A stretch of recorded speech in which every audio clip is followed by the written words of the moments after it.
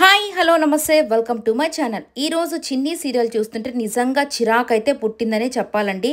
ఎందుకంటే బాలరాజుకేమో 14 ఏళ్ల జైలు శిక్షని ఖరారు చేసేస్తారు జడ్జి గారు. ఎందుకంటే ఇతనికి సాక్షిగా చెప్పాల్సిన కానిస్టేబుల్ కూడా వీళ్ళకి వ్యతిరేకంగా సాక్ష్యం అయితే చెప్పేస్తాడు.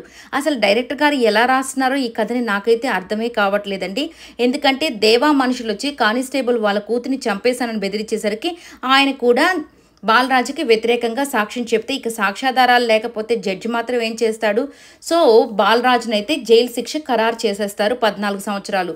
ఇక చిన్ని అలాగే కావేరి అయితే ఇంకా ఏడుస్తూనే అసలు ఏం చేయాలో తెలియక అస్సలు వాళ్ళకిద్దరికీ అర్థమే కావట్లేదు. ఇక చూస్తే వాళ్ళ వదినకి కూడా కావేరి ఉషా ఇద్దరు ఒక్కరే అన్న విషయం తెలిసిపోయింది. సో ఆమె కూడా ఇంట్లో నుంచి గెంటేసిందనే చెప్పాలి. సో ఇంకా వీళ్ళిద్దరూ ఏం చేయాలో తెలియక వీళ్ళని ఎవరు కాపాడతారో ఎవరికి అర్థం కాక నిజంగా సీరియల్ అయితే అసలు ఎటు వెళ్తుందో ఎవరికి అర్థం కావట్లేదు. ప్రేక్షకులైతే అబ్బాచి ఏమీ బాగాలేదు అంటున్నారు. ఇక కనీసం నిఖిలన్నా వస్తే దీన్ని కొంచెమైనా మెరుగుపడుతుందని నేనైతే భావిస్తున్నాను. మీరేమనుకుంటున్నారో కమెంట్స్ రూపంలో తెలియచేయండి.